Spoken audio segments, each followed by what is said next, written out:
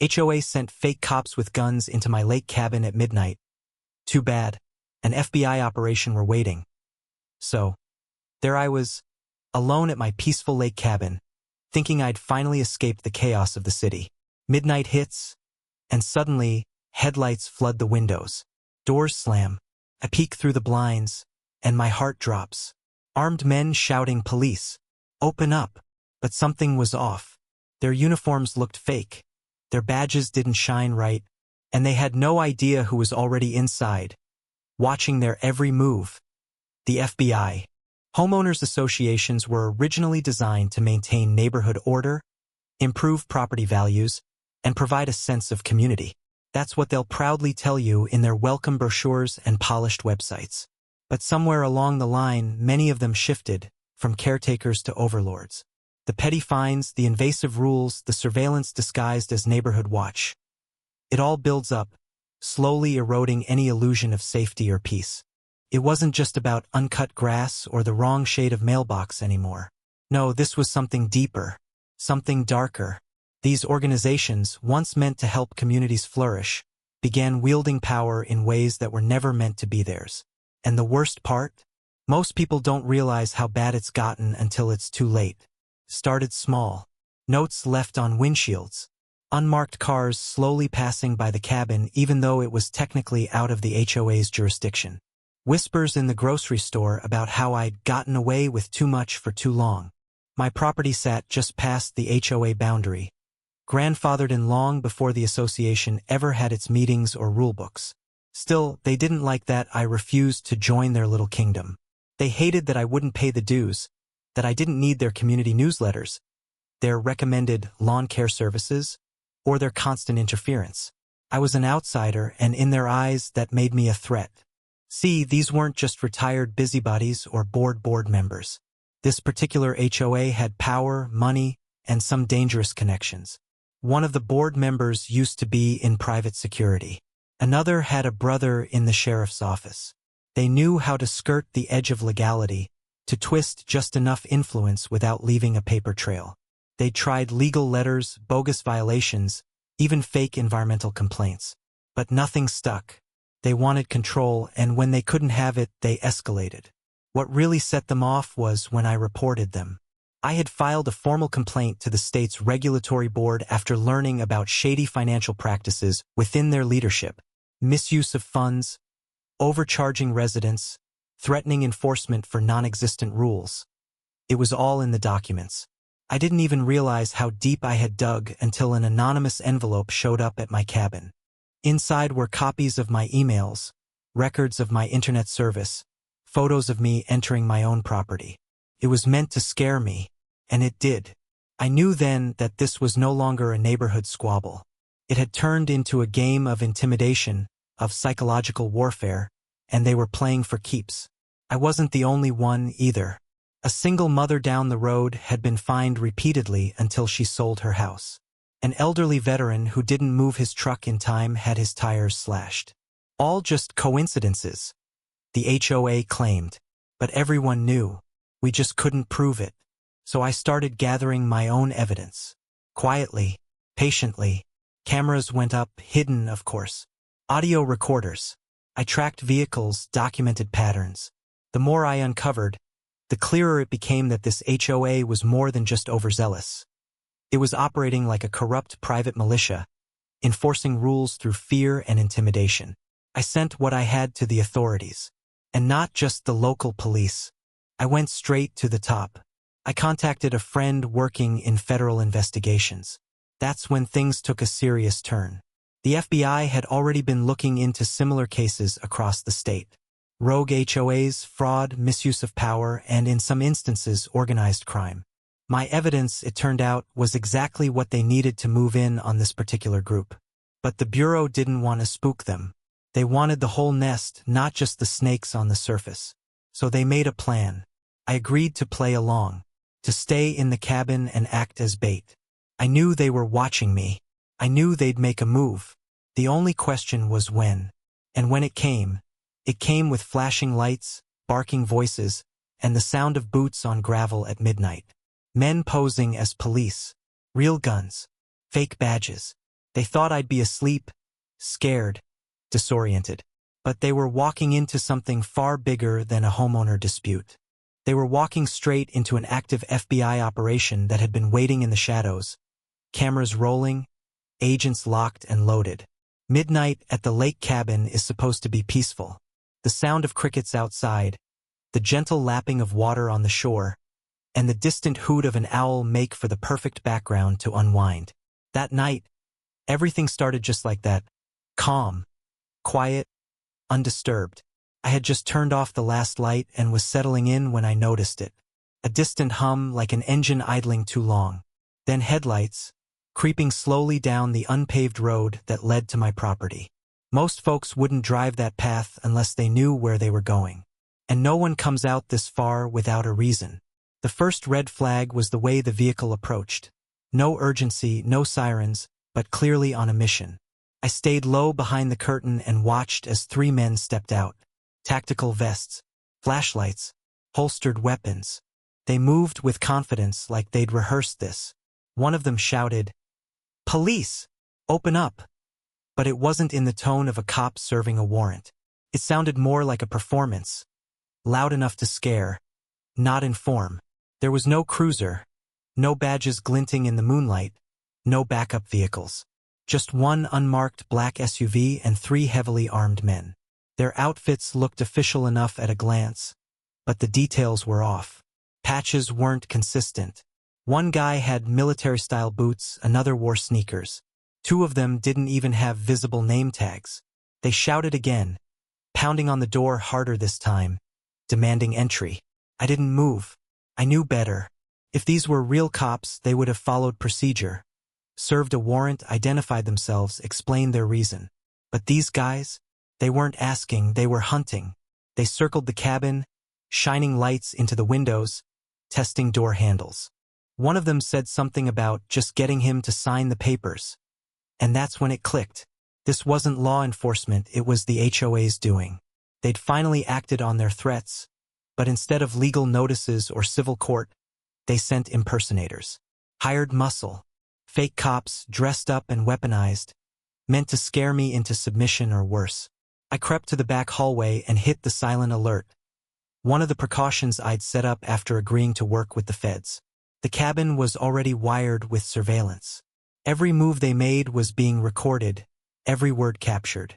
I had no idea if they would try to force their way in, but the tension was rising. One of the men started talking about breaching the door. That's when I heard the crunch of footsteps from the woods behind them. More subtle, more trained. The cabin had 2 entry points. The front door and a narrow path through the woods that led to the boat dock. That's where the FBI had positioned their agents. Hidden in the trees. Watching. Listening. And now quietly closing in. The imposters didn't notice. They were too focused on what they thought was an easy target. One man alone in a cabin with no defense. They didn't know I wasn't alone. They didn't know they were the ones being hunted. The man at the front window tried to pry it open. That's when the first command came from the trees. "Federal agents, drop your weapons." Flashlights from the woods cut through the dark like spotlights on a stage. The fake cops froze. Confusion washed over their faces. They hadn't expected resistance. They certainly hadn't expected a federal sting. One of them actually dropped to his knees, hands up, muttering, "I didn't know, man. I just followed orders." Another bolted toward the vehicle, only to be tackled before he reached the door. Inside the cabin, I stayed low, heart pounding, listening to the chaos unfold. Shouting, orders, the thud of bodies hitting the ground. Then silence. The kind of silence that only follows when trained professionals bring swift justice. I waited until one of the agents gave the all-clear before opening the door. The sight outside was surreal. The 3 impersonators were cuffed on the ground, faces down, surrounded by real agents in tactical gear. The SUV was already being searched.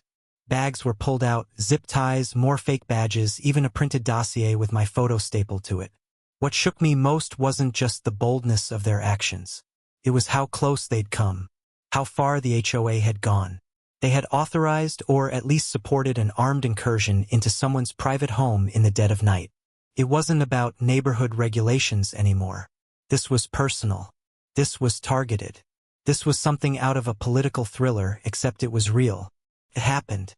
And if not for the federal presence that night, there's no telling how it might have ended. They almost pulled it off. From a distance, the men looked official. The black SUV, the stern expressions, the shouting. It could have fooled anyone unfamiliar with real police protocol. But it didn't fool me, not entirely. Something felt off the moment I saw them. Maybe it was the way they barked orders without identifying themselves properly. Maybe it was their mismatched uniforms or the way one of them avoided the porch camera like he knew it was there. In the moment, adrenaline blurred everything, but in hindsight, the cracks in their act were clear and damning. The first major clue came from their timing. No police department sends officers to serve notices or conduct raids in the middle of the night without a very serious reason. Midnight knock-and-talks don't happen without a warrant, and real law enforcement doesn't operate off verbal threats and vague demands. But these guys didn't even try to show a warrant. They banged on the door and yelled, "Open up," like it was a home invasion, not a legal procedure. That was red flag number one. Their body language was wrong too. I've spent enough time around real officers to know the difference. These guys were jittery. One of them kept glancing over his shoulder toward the woods. Another had his hand on his weapon the entire time, but it wasn't the calm readiness of someone trained. It was nervous, almost twitchy. That's not how professionals behave. That's how actors behave when they realize they're on the wrong stage. Then there were the details, small, easy-to-miss discrepancies that wouldn't hold up under any real scrutiny. One man had a vest that said "Police" in faded letters, but the font was off and the patch wasn't sewn on. It was velcroed like something bought off a costume site. Another man had what looked like a badge, but it was plastic. No metal, no state seal, no department name engraved on it. If you blinked, it might have looked real. But I wasn't blinking. I was recording. I later reviewed the footage from the hidden cameras and slowed it down frame by frame. That's when the slip-ups became undeniable. The license plate on the SUV had expired tags. One of the imposters had a patch that read "Security Consultant" instead of any police department affiliation. Their radio chatter wasn't encrypted, and I could hear static, empty channels, not a coordinated network. They were pretending, relying on fear and confusion to do their work for them. But they didn't count on someone being prepared. One of the clearest moments of their failed illusion was when one of them referred to arresting for HOA violations. That line alone would have unraveled them in any real courtroom. No one gets arrested for HOA violations. HOAs can't issue warrants or send officers to detain someone. The idea that they could walk up to my property and perform a raid under the guise of enforcing neighborhood rules was so absurd, it almost would have been laughable, if it weren't so dangerous. It didn't stop there. Once the FBI made their move and the three men were detained, the real truth started surfacing. In the SUV, agents found documents that weren't just about me. They included a list of other homeowners who had pushed back against the HOA. One folder had marked maps, phone numbers, surveillance photos. There was even an invoice for enforcement services rendered, dated and signed by someone whose name matched a current HOA board member. That piece of paper was like gold, irrefutable proof that this was no random act by rogue actors. This was orchestrated. The interrogations revealed even more. One of the fake officers cracked quickly, admitting he was hired under the pretense of performing a legal repossession of the property. He didn't ask questions, just took the money and followed orders. He confessed they were given fake credentials, vague instructions, and were told the homeowner was dangerous and mentally unstable. It was all part of a script, a carefully crafted narrative meant to justify their illegal operation. As the truth unraveled, the motive became clearer. The HOA wasn't trying to protect the community. They were trying to make an example of me. I had challenged their authority, reported their corruption, and exposed the way they'd weaponized their bylaws. They wanted me scared, isolated, gone. And they were willing to cross every legal line to make that happen. What they didn't count on was getting caught in their own trap. They thought fear would keep me quiet. They thought a show of force would send me packing. But instead, Their performance exposed their whole operation. In trying to fake being the law, they ended up breaking every law that mattered. The decision to involve federal authorities didn't come lightly. For weeks, I debated whether I was overreacting, whether the things I was experiencing were simply paranoia or exaggerated neighborhood politics.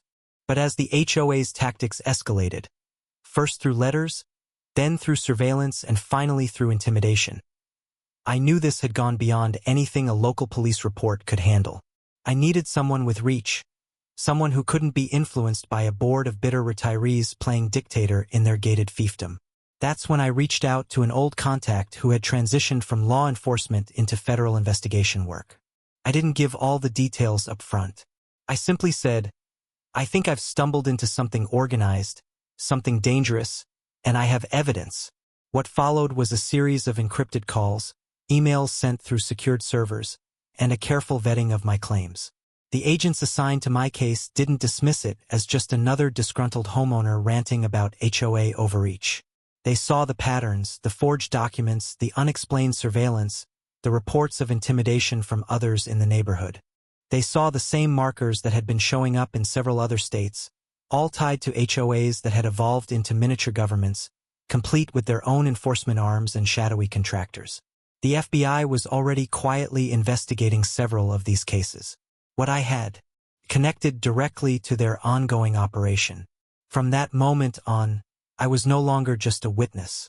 I became part of their strategy. They didn't want me to confront the HOA or warn them. They wanted me to remain exactly where I was, playing the part of the isolated target. My cabin became the focal point of a sting operation. Cameras were placed, microphones embedded in everyday objects. Motion sensors were installed in areas I didn't even know existed. Agents disguised themselves as hikers, fishermen, and even delivery workers. The lake, the woods, the gravel road, all monitored around the clock. It was strange, living day to day under the watch of a silent, unseen federal team. We had code phrases and emergency signals. Every movement I made, every call I received was cataloged. I was instructed not to change my routine, not to show signs of fear. If anything, I had to look even more relaxed, like I was letting my guard down. The goal was simple. Bait them in, let them act without knowing the trap was already set.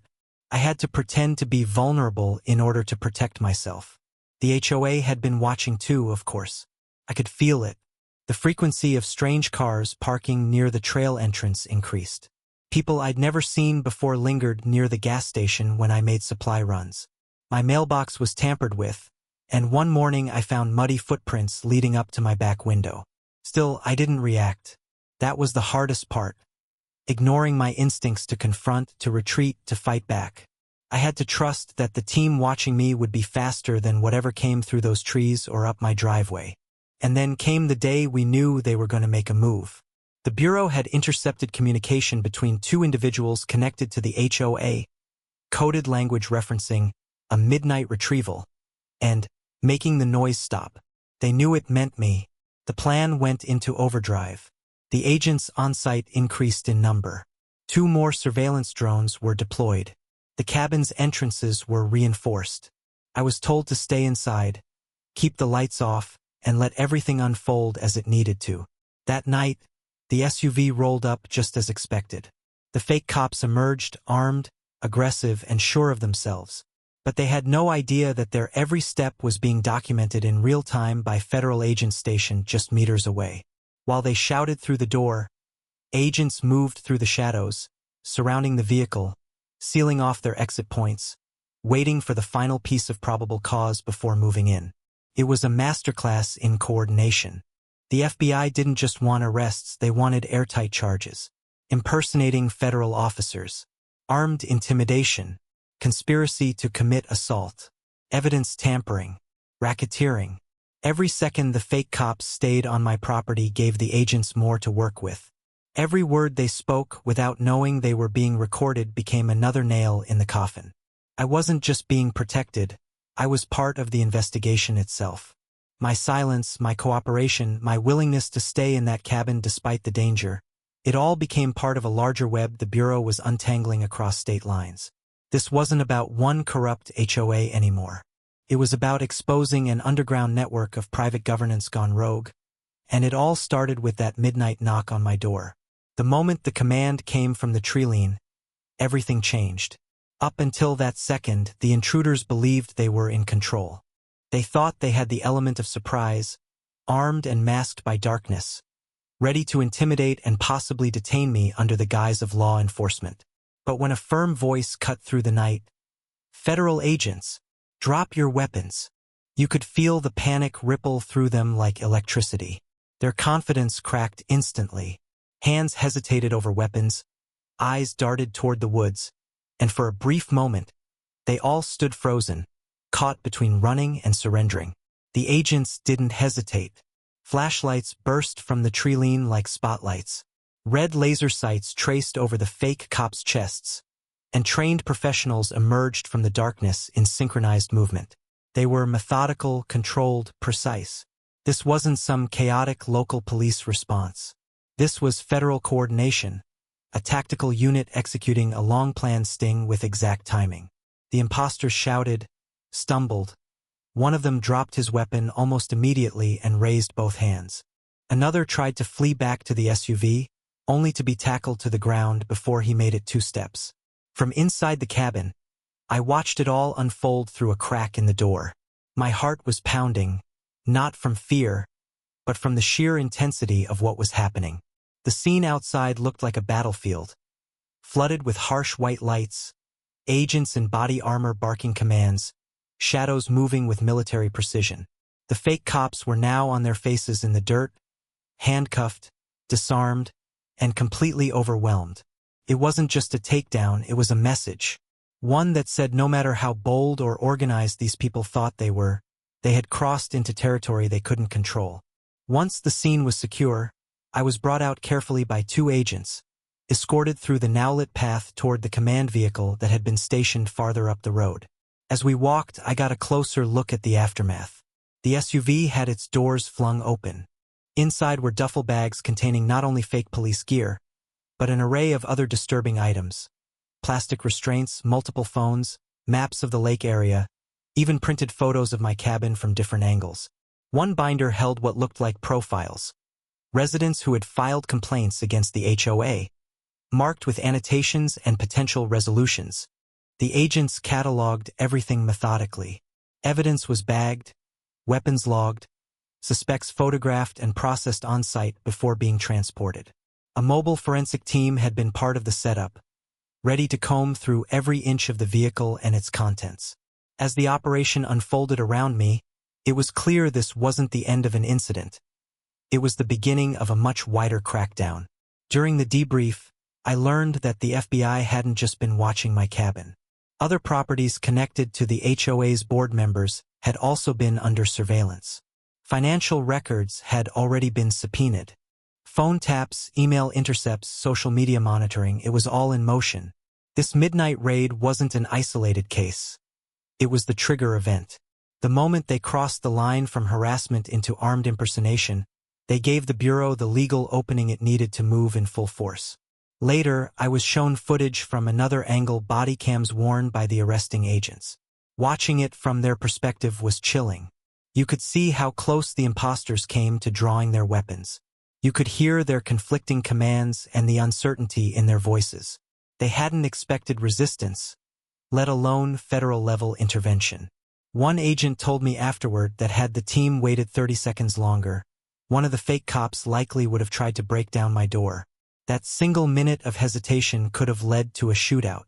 As dawn broke over the lake, the property that had once felt like a peaceful retreat was now a crime scene swarming with personnel. Drones hovered overhead, forensic vans rolled in, and a line of black SUVs stretched down the gravel road. Neighbors, some curious and some frightened, had gathered at a distance. Rumors were already starting, whispers about what had happened, who had been arrested, and why. But the truth was stranger and darker than any of them could guess. What started as a neighborhood dispute had evolved into a federal operation. The HOA that once sent passive-aggressive emails and petty violation notices had now been exposed for using criminal contractors to enforce their will. And all of it, every single lie, threat, and scheme, had come to a crashing end in a single, perfectly timed takedown. The fallout was immediate. Before the sun fully rose the next morning, news trucks were already parked near the neighborhood entrance. Word spread like wildfire. 3 men arrested at gunpoint outside a lakeside cabin, federal agents swarming the woods, and whispers about fake police, weapons, and something to do with the HOA. Residents who had long felt uneasy about the board's growing power suddenly had confirmation that their instincts were right. This wasn't a community oversight group anymore. It had become something dangerous, something lawless. The veil of civility had been torn down, and underneath it was control, corruption, and coercion. The FBI wasted no time. With the evidence gathered from the cabin operation, they served warrants on multiple HOA board members simultaneously. Bank records were seized. Laptops, phones, flash drives, all taken. What they found in those devices went beyond this single incident. The digital trail uncovered communications that showed the board's long-term pattern of intimidation, illegal fines, harassment campaigns, and even payments to outside individuals for property enforcement assistance. These weren't isolated incidents. They were part of a structured operation designed to target, isolate, and remove any homeowner who resisted the HOA's agenda. Residents who had once been afraid to speak suddenly found their voices. A town hall meeting was called, and for the first time in years, it wasn't chaired by the board. It was organized by the residents themselves. People shared their stories. One woman spoke about being fined into foreclosure after refusing to pay for unauthorized landscaping. Another elderly man, with tears in his eyes, told the room how his mail was tampered with for months after he questioned the HOA budget. All the stories shared the same underlying theme: silence or suffer. The community had lived under invisible chains for too long, and now that those chains were broken, there was no going back. Legally, the consequences for the arrested men were swift. Federal impersonation charges, unlawful possession of weapons, conspiracy to commit assault, and racketeering were just the beginning. The HOA members who had signed the contracts, funneled the payments, or even simply turned a blind eye were all being pulled into the investigation. The Department of Justice announced a full-scale inquiry into private associations using extrajudicial tactics. Similar cases from other states began to link back to the same network of security contractors hired by HOAs pretending to enforce power they never legally had. Civil suits followed quickly. I filed the first one, but many others joined. The emotional damage, the invasion of privacy, the trauma of being surveilled and threatened in your own home, these were not abstract harms. These were lived experiences, and we wanted accountability. Lawyers lined up to represent affected residents, and class action lawsuits were filed against the HOA as a corporate entity. Insurance companies dropped them. Lenders refused to back future development projects under their name. Their power, once unchecked and absolute, was now unraveling in front of them. Some board members tried to disappear, denying involvement, blaming bad actors or rogue contractors. But the paper trail was too clean, the evidence too well organized. Bank transfers, email threads, handwritten meeting notes. It all pointed to a level of knowledge and intent that couldn't be ignored. One former board president, confronted with irrefutable evidence, eventually took a plea deal and agreed to testify against the others. His testimony revealed that the board had met privately, discussed removal strategies for non-compliant homeowners, and even joked about how nobody would miss them if they just left quietly. Those words, caught on tape, made national headlines. In the aftermath, state legislators took notice. A bill was introduced to increase oversight of homeowners associations, requiring mandatory audits, background checks for board members, and independent ombudsman offices to handle complaints. What happened at the lake cabin had become a catalyst for reform. People across the country who had endured their own battles with oppressive HOAs were coming forward, demanding that the line between governance and tyranny never be crossed again. As for me, the peace I once sought at that lake cabin was forever altered. The trees still swayed in the wind, the water still shimmered under the sun, but I could never look at it the same way again. I had turned a private refuge into ground zero for a federal operation. It was no longer just my story, it was a national example of what can happen when unchecked authority is exposed and challenged.